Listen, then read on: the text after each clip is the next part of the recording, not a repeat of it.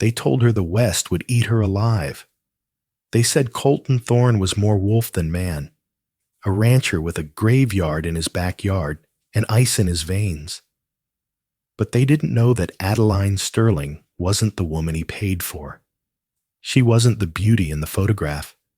She was the secret sister, the one sent to cover up a scandalous family sin. She stepped off that train in the Dakota Territory, expecting to be sent back in disgrace or buried in the dirt. Instead, when the devil of Deadwood lifted her veil and saw the fear in her eyes, he didn't pull his gun. He pulled her close. This is the true twisted story of how a deception became a dynasty, and how the wrong bride became the only woman who could save a damned soul. You think you know mail-order bride stories? You haven't heard this one. October 14th, 1885, Savannah, Georgia. The rain in Savannah didn't wash things clean. It just made the rot smell sweeter. Inside the crumbling estate of the Sterling family, the air was thick with the scent of magnolias and panic. The Sterling name had once opened every bank vault in Georgia, but tonight it wasn't worth the parchment it was printed on. Adeline Sterling stood by the window, watching the carriage of the debt collector, Thaddeus Vane, idle in the street below. The horse's breath smoked in the cold damp. They had 24 hours. "I can't go, Addie. I simply cannot." Adeline turned. Her sister, Beatrice, was sprawled across the fainting couch, a picture of tragic porcelain beauty. Beatrice was the jewel of the family, blonde, blue-eyed, and soft. Adeline was the setting, dark hair, sharp features, and hands calloused from keeping the garden alive when the gardeners were fired 3 years ago. "You have to go," Adeline said, her voice low. "The contract is signed. Colton Thorne paid $500 for your passage and another $2,000 to clear Father's gambling debts upon your arrival. If you don't get on that train tomorrow, Vane takes the house. Father goes to prison." Beatrice sat up, her face blotchy with tears. She clutched her stomach. "I can't go because I'm with child, Adeline, and it isn't Mr. Thorne's." The silence in the room was heavier than the humidity. Adeline felt the blood drain from her face. The ticking of the grandfather clock in the hall sounded like a hammer hitting a coffin nail. "Who?" Adeline whispered. "Julian, the stable boy," Beatrice sobbed. "If I go to the Dakota Territory, that rancher, that monster, he'll know. They say Colton Thorne killed a man for stealing a horse. What do you think he'll do when he finds out his mail-order bride is carrying another man's bastard?" Adeline looked back at the window. The debt collector was lighting a cigar. The Sterling legacy was a lie, held together by desperation. If Beatrice stayed, they would be destitute. If Beatrice went, she would likely be killed. Adeline walked to the vanity table where the letter from Colton Thorne lay open. It was written in a heavy, jagged hand. There were no words of love, just instructions. "Bring warm clothes. The wind here cuts through silk. Be at the depot in Deadwood by November 1st. Do not make me wait." "He's never seen you," Adeline said, her voice trembling slightly. Beatrice looked up. "What?" "He has the tin-type photograph you sent, but it's blurry. And he's a rancher in the territories, Beatrice. He's probably rough, uneducated, and desperate. He asked for a Sterling. He didn't specify which one." "You?" Beatrice gasped. "But Addie, you're plain. You're too sharp. Mother always said you have the eyes of a hawk, not a wife."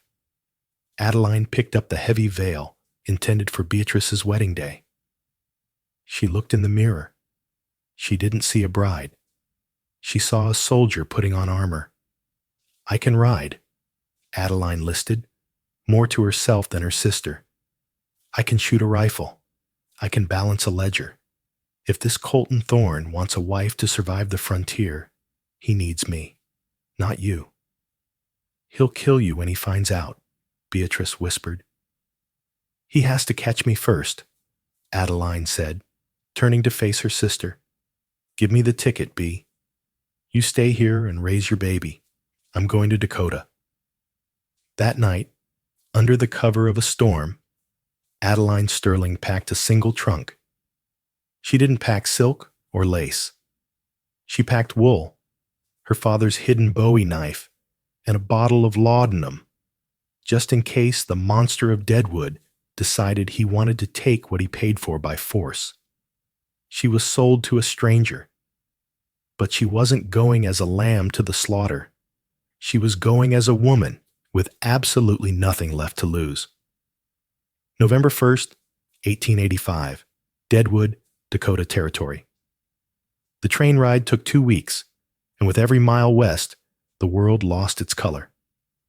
The lush greens of Georgia faded into the gray of the plains, and finally, the harsh, violent red of the Badlands.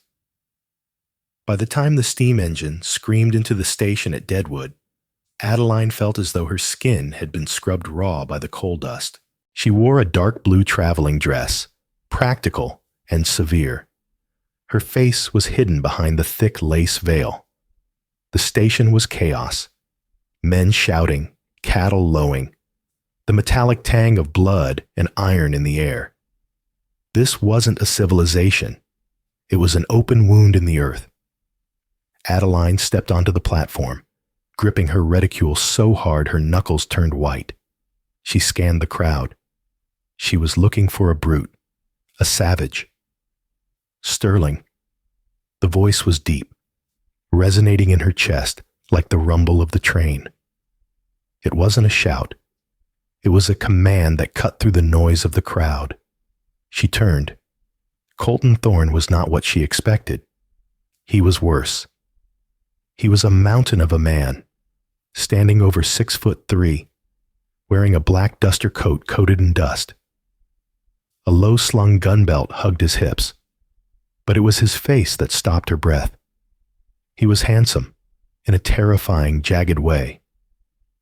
A scar ran from his left temple down to his jaw, pulling his lips slightly. His eyes were the color of gunmetal, cold, calculating, and utterly devoid of kindness. He didn't have a bouquet of flowers. He had a look of impatience. Adeline straightened her spine. She walked toward him, the wooden planks creaking under her boots. "Mr. Thorne?" she said. Her voice was steady. She had practiced this 1,000 times on the train. Colton didn't answer immediately. He looked at her, analyzing her movement. He looked at her hands, gloved, but gripping the bag with strength. "You're late," he said roughly. "Train was due at noon. It's 2. "The engine overheated in Nebraska," she replied, refusing to apologize. He grunted. He didn't offer to take her bag. He turned on his heel. "Wagons this way. Keep up." Adeline felt a flash of anger. She was a Sterling of Savannah, not a stray dog. She hefted her heavy trunk, struggling for a moment before a wiry older man with a gray beard appeared at her elbow. "Here now, miss," the old man said, grabbing the trunk. "Don't mind the boss. He's got a lot on his mind. I'm Jeb. I run the stables." "Thank you, Jeb," Adeline said, grateful for the kindness. They walked out of the station and into the muddy thoroughfare of Deadwood. A wagon with 2 massive black Clydesdales waited. Colton was already in the driver's seat, checking the load of a Winchester rifle. "Get in," Colton ordered. Adeline climbed up, ignoring his outstretched hand, which he hadn't offered anyway. As she settled onto the hard wooden bench, the wind whipped her veil. "Take it off," Colton said. He wasn't looking at her. He was watching the street, his eyes scanning the rooftops of the saloon opposite them. "Mr. Thorne, surely we should wait until—" I said take it off, he snapped, turning to face her fully for the first time. The intensity of his gaze was physical.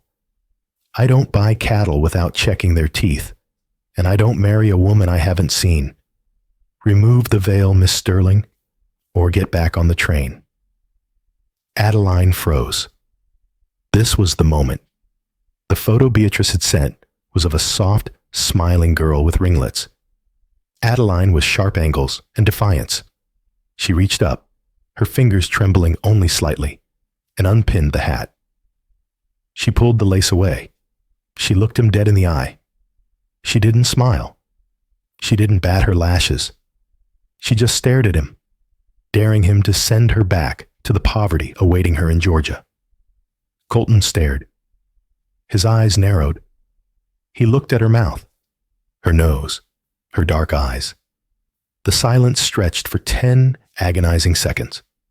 Jeb, loading the trunk in the back, stopped moving, sensing the tension.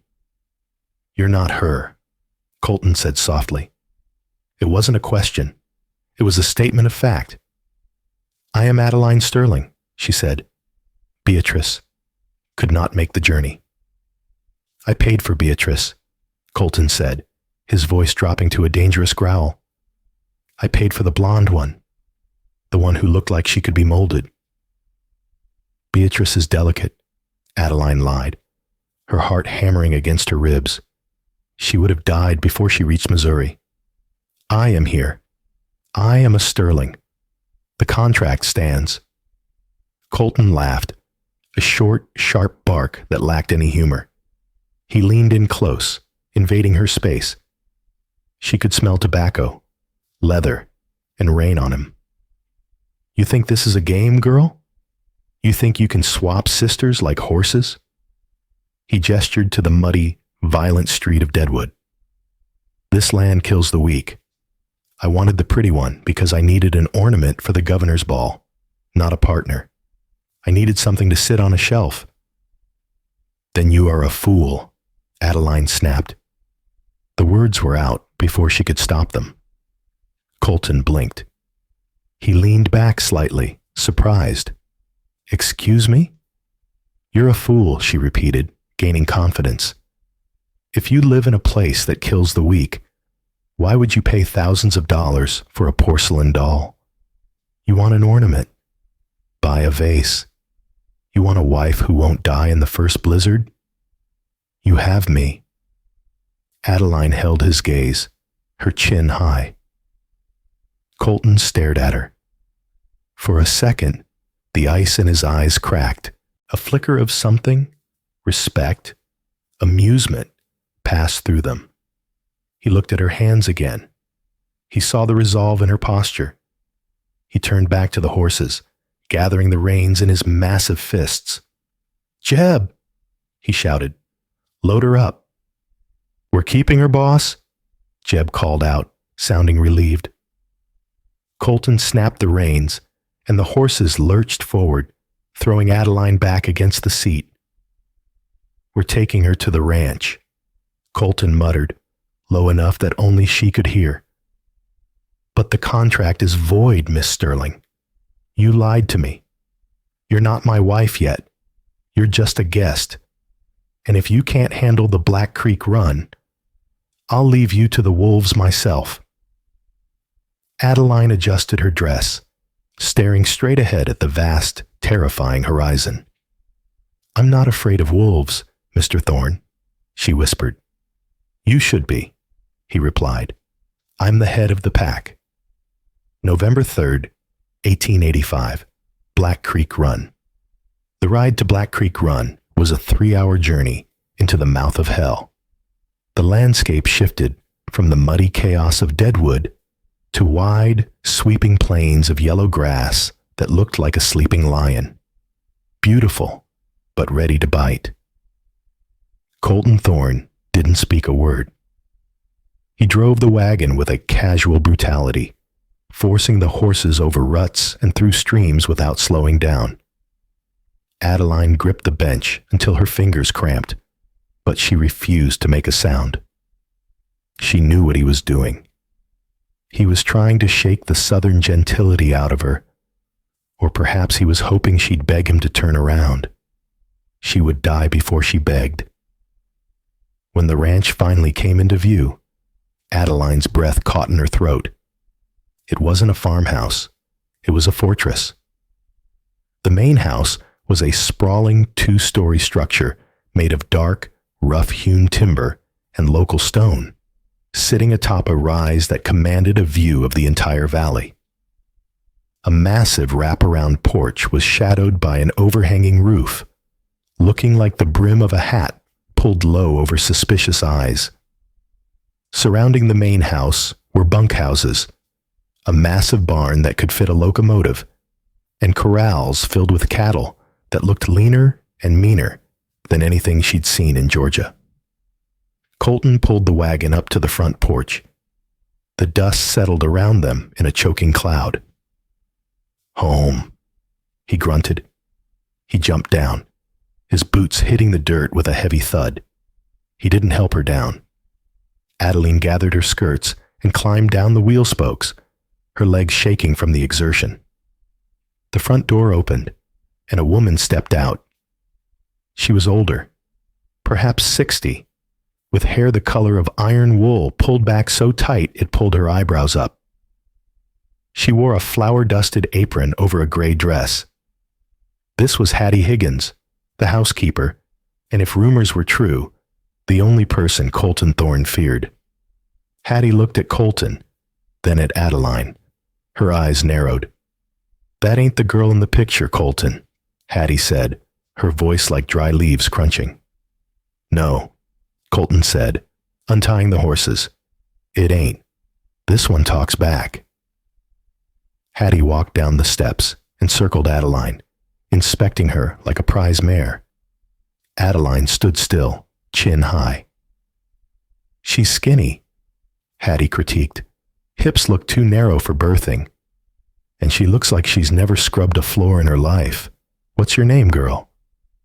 "Adeline Sterling," she replied clearly. "And I assure you, Mrs. Higgins, my hands work just fine." Hattie huffed, a sound that might have been a laugh. "We'll see. Bring your trunk. I ain't carrying it." Adeline hauled her trunk up the stairs, refusing to look at Colton, who was watching her with that same calculating stare. The interior of the house was masculine and imposing. Dark wood, leather furniture, and the smell of pine, tobacco, and gun oil. There were no curtains, no rugs, no softness. On the mantel above, a massive stone fireplace hung a Winchester rifle and a saber, relics of the war. "You'll sleep in the guest room," Colton announced, walking into the hallway.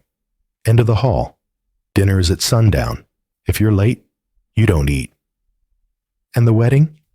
Adeline asked, her voice echoing in the large room. Colton stopped. He turned slowly. The shadows of the late afternoon stretched across his scarred face. "There is no wedding, Miss Sterling. Not yet. You duped me. You're here on a trial basis. You said you could balance a ledger. You said you weren't an ornament. I did. Good. Tomorrow morning, you don't go to the kitchen. You come to my office. My foreman, Dutch Henry, has been handling the books. The numbers aren't adding up. If you can find the leak, you stay another week. If you can't, you're on the next train to Georgia." He turned and walked away, his spurs jingling in the silence. The next morning, Adeline woke before dawn. The air in the room was freezing. Frost coated the inside of the window pane. She dressed quickly in her thickest wool dress, pinned her hair back severely, and marched downstairs.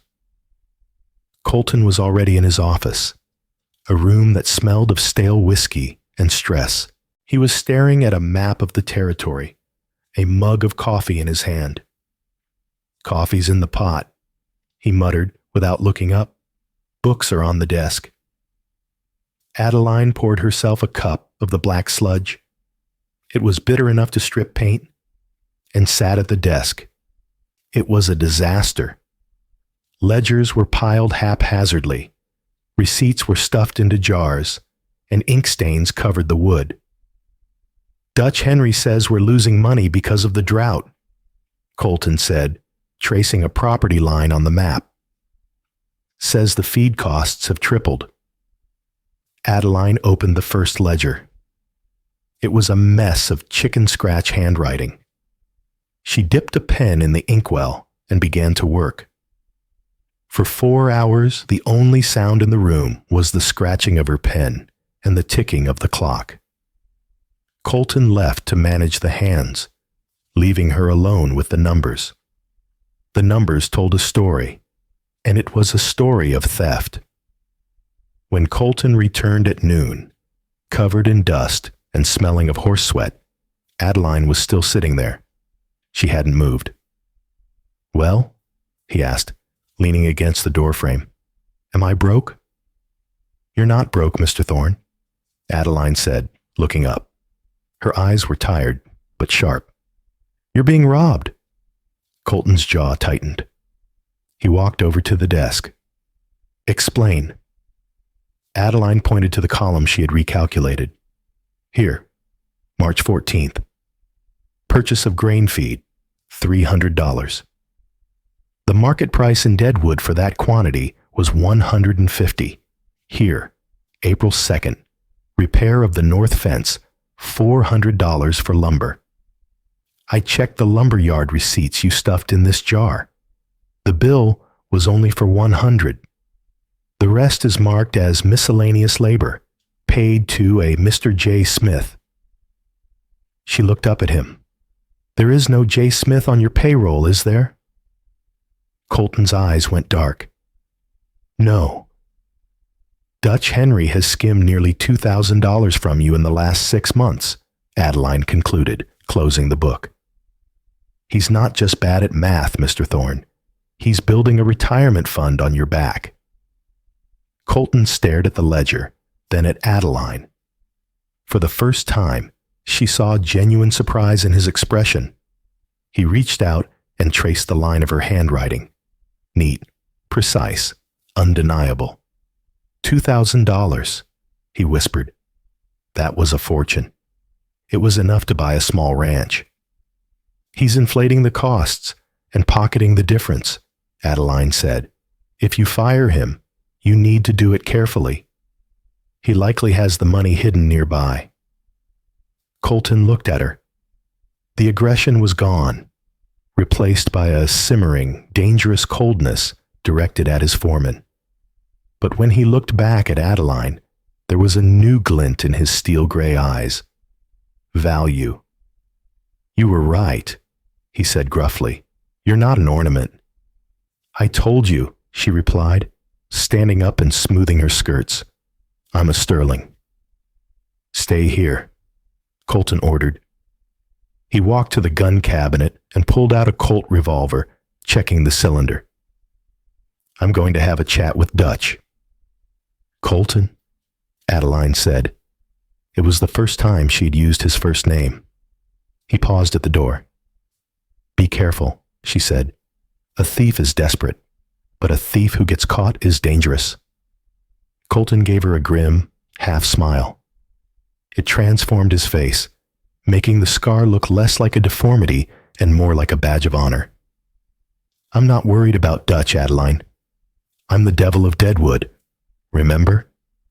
He walked out.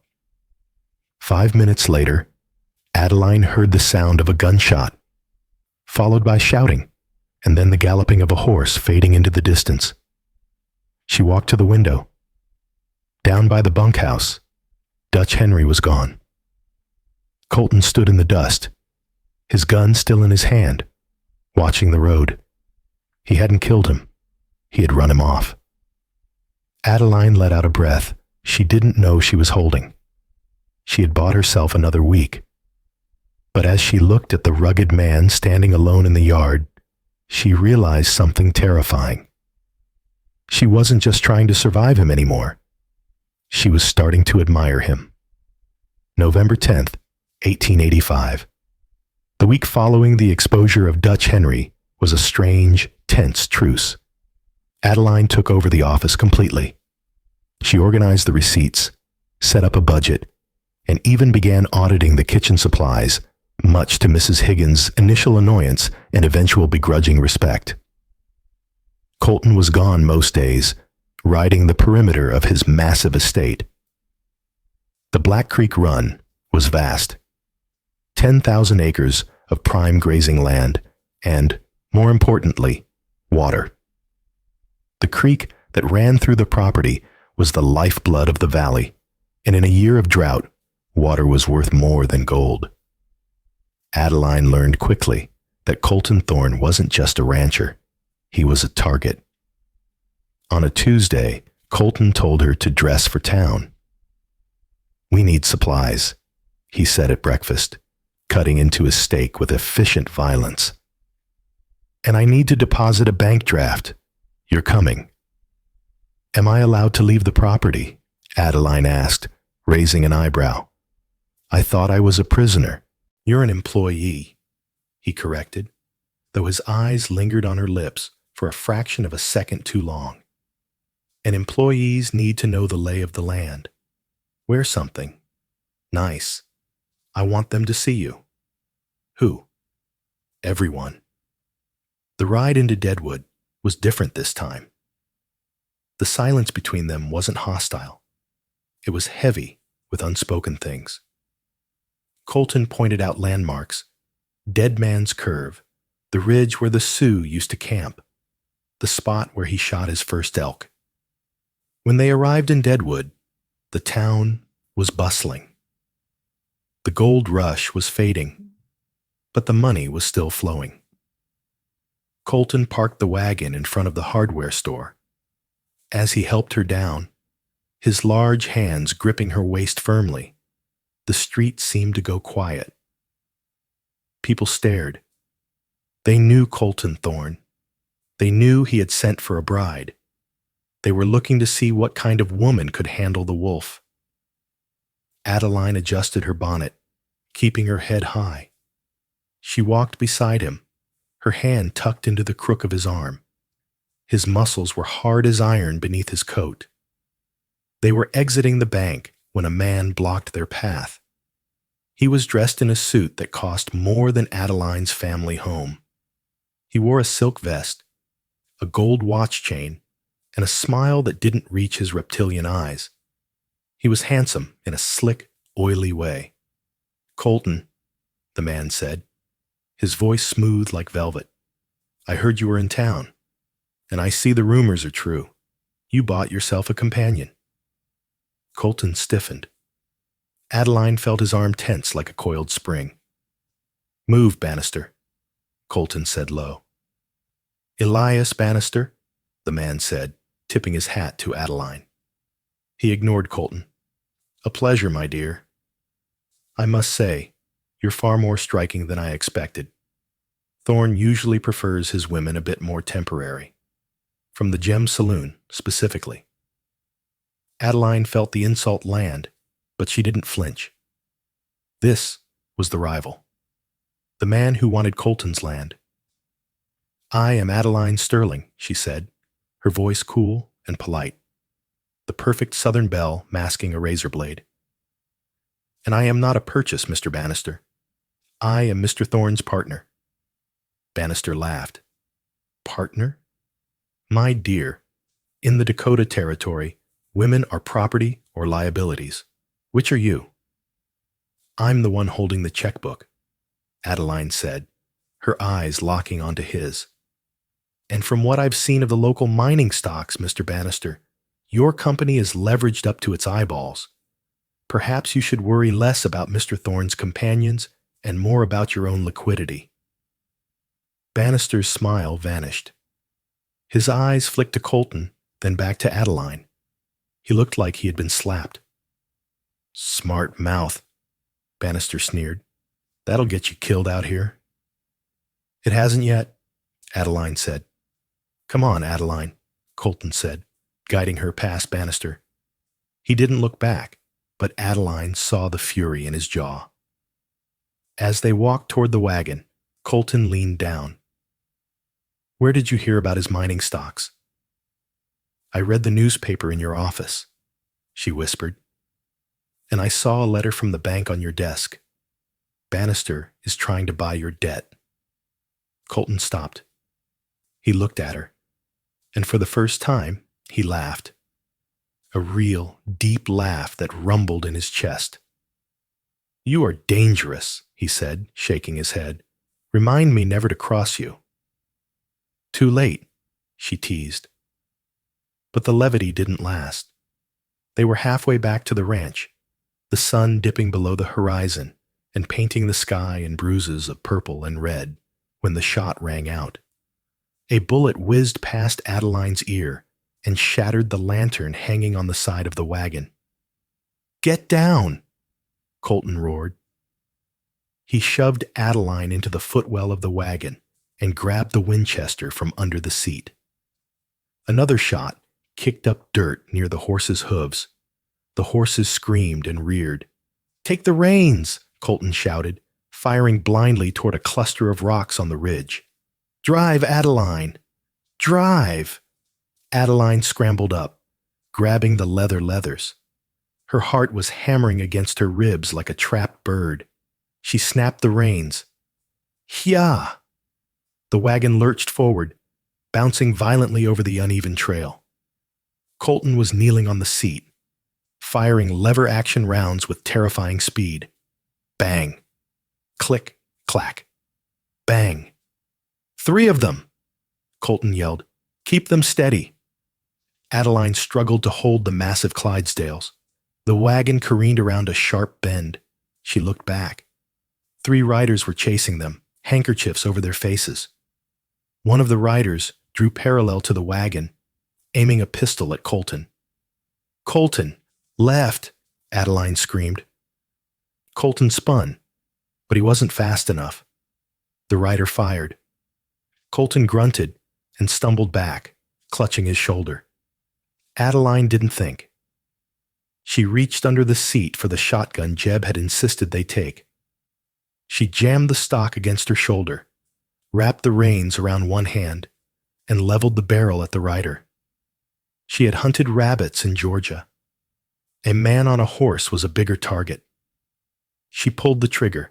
The kickback nearly dislocated her shoulder, but the spray of buckshot hit the rider's horse in the flank. The horse bucked violently, throwing the man into the dirt. Nice shot, Colton groaned, blood seeping through his duster. Don't stop. They thundered through the gates of Black Creek Run a mile later. The other 2 riders had peeled off, unwilling to face the fortified ranch. Jeb and the other hands came running out as Adeline hauled the horses to a stop. She jumped down, her legs giving way, but she caught herself on the wheel. She ran to Colton's side of the wagon. He was slumped against the seat, his face pale, blood soaking his left sleeve. Get him inside, Adeline ordered, her voice cracking with command. Jeb, get the whiskey and the sewing kit. Now. They carried him into the parlor and laid him on the leather sofa. Adeline tore open his shirt. The bullet had passed through the fleshy part of the shoulder, clean, but he had lost a lot of blood. I'll do it, Adeline said, pushing Mrs. Higgins's shaking hands away. I need boiling water and a knife. Colton looked up at her through hazy eyes. He was sweating, his skin clammy. You shot him, Colton rasped, a weak grin forming. I shot his horse, Adeline corrected, pouring whiskey over the wound. Colton hissed in pain. Hold still, you stubborn mule. You saved my life, Adeline. I'm protecting my investment, she murmured, threading the needle. Her hands were steady, though her soul was shaking. Now bite down on this leather strap. This is going to hurt. As she stitched his flesh back together, Colton watched her. He didn't see the plain sister. He didn't see the deception. He saw a woman with blood on her hands and fire in her eyes. He reached up with his good hand and touched her cheek, smearing a little blood on her pale skin. "You're not the sister I paid for," he whispered, his voice thick with pain and something else, longing. "Thank God for that." Adeline paused, her heart skipping a beat. She looked into his gray eyes and saw the wall finally coming down. "Rest now, Colton," she said softly. But as she walked to the window to wash her hands, she looked out at the dark expanse of the ranch. Bannister had made his move. This wasn't just a business rivalry anymore. It was a war. And the next time they came, they wouldn't be aiming for the horses. She looked at her reflection in the glass. The Southern girl was gone. The rancher's wife was born, and she was ready to kill to keep what was hers. December 24th, 1885, Black Creek. Run Winter in the Dakota Territory didn't arrive. It attacked. By Christmas Eve, the world was buried under 4 feet of snow. The wind howled like a banshee, rattling the heavy timber beams of the ranch house. It had been 6 weeks since the ambush, and while Colton's shoulder had healed into a jagged pink scar, the ranch was bleeding in other ways. Elias Bannister hadn't attacked with guns again. He was smarter than that. He attacked with paper and rumors. He blocked Colton's cattle from the railhead, citing quarantine regulations he had bribed a judge to sign. He cut off their supply shipments from town. He was trying to starve them out. Inside the main house, the mood was grim but intimate. The massive fireplace roared day and night. Adeline and Colton had fallen into a rhythm, a domestic dance that felt dangerously like a marriage, though they slept in separate rooms. Adeline sat by the fire, mending a wool coat. Colton was cleaning his rifle, the smell of gun oil mixing with the scent of pine needles Adeline had brought in to decorate the mantel. "We have enough hay for 2 more months," Adeline said, breaking the silence. "If the thaw comes late, we lose the herd." Colton stopped wiping the barrel. He looked at her, the firelight dancing in his gray eyes. "I'm not worried about the herd, Adeline. I'm worried about you." "Me?" She didn't look up. "I'm harder to kill than a steer, Colton." "Bannister was in town yesterday," Colton said, his voice dropping. "He was asking about the Sterling family. He sent a telegraph to Savannah." Adeline pricked her finger. A small bead of blood bloomed on the wool. She stared at it. The lie. It was always there, hanging over them like a guillotine blade. "What did he find?" she whispered. "He knows," Colton said. Adeline froze. She looked up at him, terror clutching her heart. "He knows I'm not Beatrice? He knows there are 2 sisters, and he knows the blonde one is still in Georgia, or was." Colton set the rifle down and leaned forward, resting his elbows on his knees. "Why didn't you tell me the real reason you came, Addie? Not just the money." "I told you. To save my father." "No." Colton shook his head. "You came because you loved them. You sacrificed yourself for a sister who wouldn't do the same for you." Adeline stood up, pacing to the window. All she could see was white darkness. Beatrice is soft. She couldn't survive this. The cold, the men, you. "And you can?" Colton stood up and walked to her. He didn't touch her, but his presence was a wall of heat behind her. "You think you're just a soldier, Adeline. You think you're just here to balance the books and fight the wars." He reached out and turned her to face him. His hand was rough, calloused, and warm. "I don't see a soldier anymore," he murmured. "I see the woman who runs my house, the woman who saved my life. I see the only person in this godforsaken territory who makes me want to stay inside when the storm hits." Adeline's breath hitched. "Colton, I don't care about the contract, he said fiercely. I don't care about the money I sent. I care that you're here.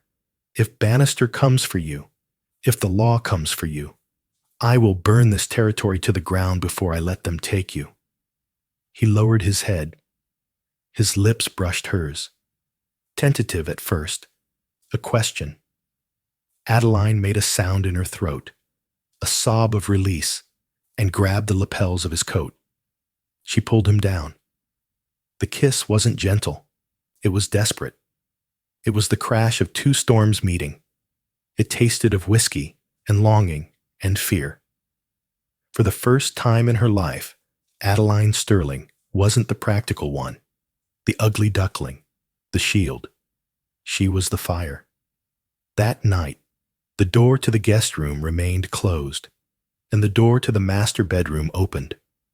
The storm raged outside, burying the world in ice, but inside the Black Creek Run, the heat was enough to melt iron. March 15th, 1886. The thaw came with a violence of mud and flooding. The creek swelled, turning the roads into rivers of sludge. But with the spring came the trains, and with the trains came the reckoning. Adeline was in the kitchen, kneading dough with a ferocity that made Mrs. Higgins smile when the sound of a carriage splashing through the mud drew her attention. She wiped her flour-dusted hands on her apron and walked to the porch. Colton was already there, his hand resting on his gun belt. It wasn't Bannister's carriage. It was a hired hack from the station. The door opened. A woman stepped out. She wore a lavender traveling dress that was stained with mud, and her golden hair was fraying from her pins. She looked exhausted, pale, and terrified. She held a bundle in her arms, wrapped in a white blanket. Adeline felt the blood drain from her face. The world tilted on its axis. "Addie," the woman sobbed. "Beatrice," Adeline whispered. Colton stiffened beside her. "That's her?" "Yes." Beatrice Sterling stumbled up the stairs, clutching the baby. She looked at Adeline, then at the imposing figure of Colton Thorne. She shrank back. "I had nowhere else to go," Beatrice cried, tears streaming down her beautiful porcelain face. "Father died, Addie. The heart attack took him 2 weeks after you left. Vane took the house. I was on the street. I used the last of the money to come here." Adeline's heart broke for her sister, but a cold knot of dread formed in her stomach. Beatrice wasn't just here for safety. She was here because this was the house Adeline had bought with her identity. "Come inside," Adeline said, her voice trembling. In the parlor, Beatrice unwrapped the bundle. A baby boy, no more than 3 months old, slept soundly. "His name is Julian," Beatrice said softly. Then she looked up, her blue eyes hardening slightly. "Is this him? Is this the husband?" "I am Colton Thorne," he said, his voice devoid of warmth. He was looking at Beatrice, not with desire, but with suspicion. "You're intimidating," Beatrice said, attempting a flirtatious smile that fell flat. "But Adeline said you were rich." "Beatrice," Adeline warned. "Well, it's true," Beatrice snapped, the fatigue making her brittle. "I traveled across a continent with an infant, Addie. I am the one he paid for. I am the one in the photograph. Legally, I am the mail-order bride." The silence in the room was deafening. "Excuse me?" Colton said, his voice low and dangerous. Beatrice stood up, handing the baby to Adeline. She smoothed her dress. "Adeline came in my place. It was a trick. But I am here now. I am the Sterling beauty. I am the one you wanted, Mr. Thorne. Adeline is just the spinster sister who helps." Adeline clutched the baby, feeling sick. She looked at Beatrice and saw the selfishness that had always been there, hidden under layers of silk. Beatrice saw the ranch, the wealth, the power, and she wanted it. She thought she could simply swap places again. You think you can just walk in here, Colton stepped forward, and claim a life you were too cowardly to claim 6 months ago? I have a contract, Beatrice cried, shrill. My name is on the marriage license application. Adeline is a fraud. If the sheriff knew she impersonated me, she would go to jail. The front door banged open. Did someone say sheriff? Elias Bannister stood in the doorway, flanked by the sheriff of Deadwood and 2 deputies. He was smiling, a shark sensing blood in the water. Perfect timing, Bannister drawled. He tipped his hat to Beatrice. Miss Sterling, I presume? The real Miss Sterling? Yes, Beatrice said, looking confused but seizing the ally. I am. Sheriff, Bannister pointed a gloved finger at Adeline. Arrest that woman for fraud, identity theft, and forgery. And Mr. Thorne, I'm afraid your marriage, if you even had a ceremony, is void. Which means, under the morality clause of the territory, cohabitating with a woman out of wedlock allows the bank to call in your loans immediately. Bannister pulled a document from his coat. I bought your debt this morning, Thorne. You have until sundown to pay $10,000, or you vacate the property. And since your wife is a criminal, I don't think she can help you. Adeline stood there, the baby in her arms, looking at the ruin of everything. Beatrice looked triumphant, then uncertain as she saw the devastation on Adeline's face. Addie, Beatrice whispered, I didn't know he was coming. Colton didn't look at Bannister. He didn't look at Beatrice. He looked at Adeline. Give the boy to your sister, Colton said gently. Adeline handed the baby to Beatrice. Her hands were shaking. Sheriff, Bannister barked. Take her. The sheriff stepped forward, handcuffs glinting. Sorry, miss, but the law is the law. Wait. Colton's voice cracked like a whip. He walked over to the desk in the corner, the desk where Adeline had spent hundreds of hours saving his ranch. He opened a drawer and pulled out a leather-bound book. You want to talk about the law, Bannister? Colton turned. He didn't look like a rancher anymore. He looked like a king. There is no fraud, Colton said. Don't lie for her, Thorne, Bannister sneered. She signed the papers as Beatrice. She did, Colton nodded. But I knew who she was on November 5th. I investigated her. I sent a telegraph to the Savannah clerk. Adeline's eyes widened. You knew. I knew. Colton looked at her, his eyes softening. And on November 10th, the day you saved my life, I rode into town and filed a correction with the territorial judge. I legally amended the name on the marriage intent to Adeline Sterling. He threw the leather book onto the table. It slid across and hit Bannister's hand. We aren't married yet, Colton said. But the contract is with her, not Beatrice. Adeline is the legal beneficiary of the agreement. Bannister's smile faltered. He opened the book. His face turned purple. That doesn't matter, Bannister shouted. You still owe the debt, $10,000, today, or I take the ranch. The debt, Colton said, reaching into his vest pocket. He pulled out a piece of paper. It was a bank draft. I sold the mining rights on the South Ridge to the Hearst Corporation yesterday for $50,000. He crumpled the draft and threw it at Bannister's feet. Take your money, Elias, and get off my land before I decide to enforce the trespassing laws with lead. Bannister stared at the paper. He stared at Colton. He realized, with dawning horror, that he had been outplayed. The dumb rancher had been making moves while Bannister was busy scheming. Bannister snatched the paper up. This isn't over, Thorne. It is, Colton said, his hand hovering over his Colt. Go.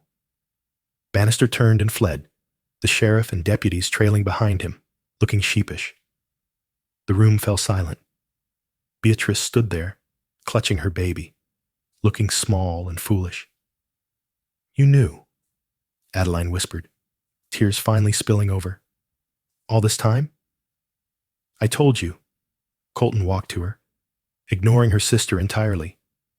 He cupped her face in his hands. I didn't choose the sister in the picture. I chose the woman who fought for me. I chose you, Adeline. Always you.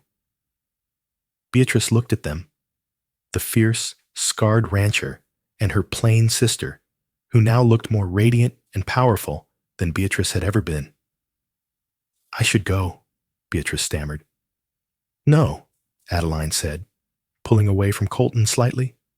She turned to her sister. She didn't feel anger anymore. She felt pity. You have nowhere to go, Bea, and that boy needs a home. Adeline looked at Colton. It was a silent question. Can we? Colton sighed. He looked at the baby, then at Adeline. He nodded. She can stay in the guest house, Colton grumbled, but she earns her keep. No more porcelain dolls. Epilogue, 5 years later, spring 1891. 5 years in the Dakota Territory was enough time to turn a boy into a man, a calf into a steer, and a lie into a legend. The winter of 1885 was spoken of in Deadwood, like a ghost story, a season that had swallowed families whole. But atop the rise of the valley, Black Creek Run didn't just survive the years, it conquered them. The main house had expanded, flanked now by a new wing, built of imported granite and mahogany. The corrals were no longer filled with just cattle, but with thoroughbred horses that were the envy of the cavalry. Adeline Thorne stood on the wraparound porch, her hand resting on the smooth railing. She wasn't wearing the severe wool dress of her arrival, nor the silk of a southern belle. She wore a tailored riding skirt of deep navy blue, a white blouse crisp against her skin, and boots that had seen mud, snow, and stirrups. She watched the road. A caravan of wagons was leaving the main gate, the monthly shipment of silver from the Thorne Mining Company. They say the governor is coming to the Harvest Festival next month, a voice said from the doorway. Adeline turned. Beatrice stood there, wiping her hands on a towel. The change in Beatrice was perhaps the greatest miracle the ranch had produced. The porcelain doll who had fainted at the thought of labor was gone. In her place was a woman with sun-kissed skin and a few laugh lines around her eyes. She wore a simple calico dress, and her hair was braided back practically. Let him come, Adeline said with a faint smile. As long as he doesn't expect me to curtsy. Beatrice laughed, a genuine warm sound. She walked over and stood beside her sister. You? Curtsy? The town calls you the Iron Mistress of Black Creek. I think the governor is the one who will be bowing. The relationship between the sisters had been forged in the fire of that first hard winter. It hadn't been easy. There were months of silence, resentment, and the awkward navigation of a shared roof. But when the fever swept through the bunkhouse in '87, it was Beatrice who stayed up for 3 nights straight nursing the hands, proving she was more than just a pretty face. That was the night she caught the eye of Dr. Samuel Albright. Now, as Mrs. Albright, Beatrice lived in a respectable house in town. But she spent her days here, where her son, Julian, could run wild. Speaking of running wild, a squeal of delight erupted from the garden. Julian, now a sturdy 5-year-old with knees permanently stained green, was chasing a little girl through the rows of blooming corn. Sarah, wait for me. Sarah Thorne, 4 years old, stopped and put her hands on her hips. She had her father's dark hair and her mother's piercing, calculating eyes. She was already the boss of the nursery, and everyone knew it. Adeline watched them, a fierce protectiveness swelling in her chest. "Does Julian still ask about his father?" "Sometimes," Beatrice said softly. "I tell him his father was a man who gave him life, but his pa is the man who taught him to ride. Samuel loves that boy like his own, and Colton, well, Colton spoils him rotten." "Colton does not spoil," Adeline corrected playfully. "He strategically invests in morale." As if summoned by his name, a rider appeared on the ridge. Colton Thorne rode his black stallion, Nightmare, with the easy grace of a centaur. He was older now. Threads of silver were woven into his dark hair, and the lines around his eyes were deeper. But the scar on his face no longer looked angry. It looked like part of the landscape, rugged and enduring. He didn't ride to the stables. He rode straight to the porch. He swung down, dusting off his duster. He looked at Beatrice and tipped his hat. "Afternoon, Mrs. Albright. Samuel is looking for you. Something about a shipment of quinine." "I best get going then." Beatrice smiled, squeezing Adeline's hand before heading down the steps to round up Julian. Colton walked up the steps, his spurs chiming. A sound that used to terrify Adeline, but now sounded like a heartbeat. He stopped in front of her. He didn't say a word. He just looked at her with that intensity that could strip paint. "You look smug," Adeline said, reaching out to straighten his collar. "I just came from town," Colton said, his voice a low rumble. "Stopped at the telegraph office. And Elias Bannister is dead." The name hung in the air for a moment, a ghost from a past life. "How?" Adeline asked. "Bar fight in San Francisco," Colton said without pity. "Tried to cheat a card game. Turns out, men out there don't have as much patience as I do." Adeline let out a breath she didn't realize she'd been holding for 5 years. The final threat, the last shadow over their happiness, was gone. "It's over then," she whispered. "It was over the day you walked into my office and told me I was being robbed," Colton replied.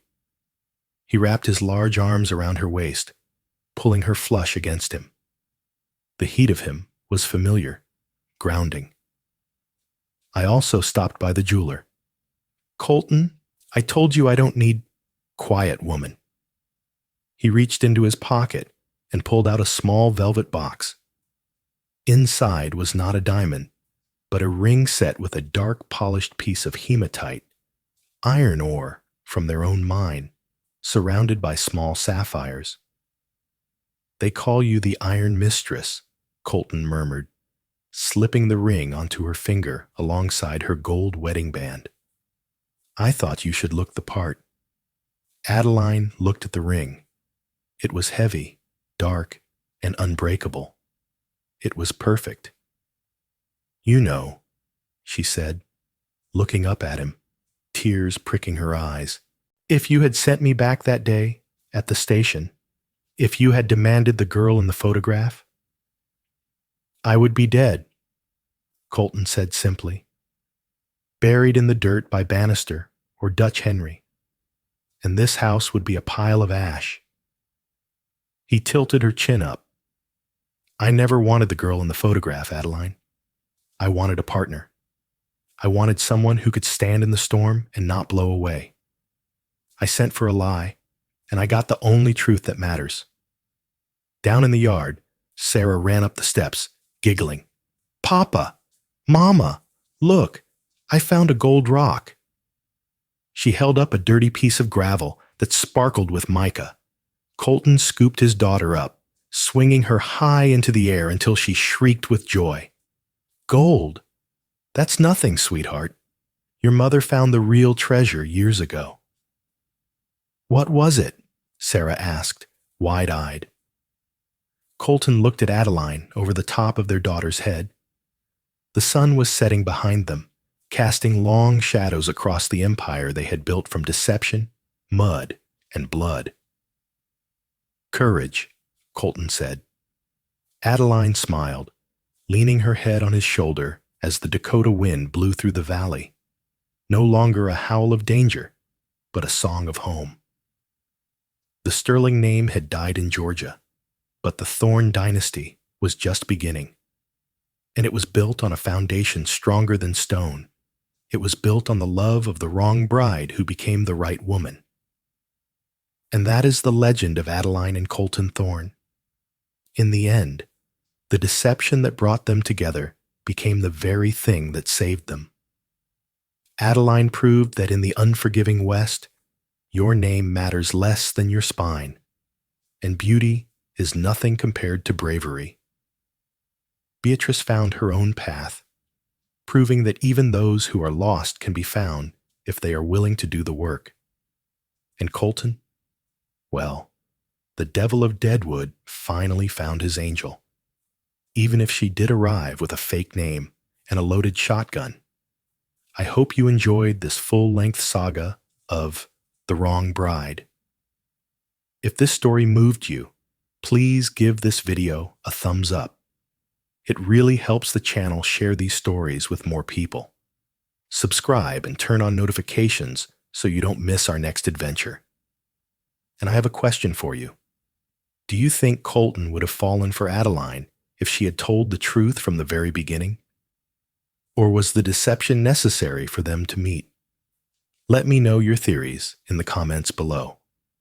Thanks for watching, and keep the campfire burning.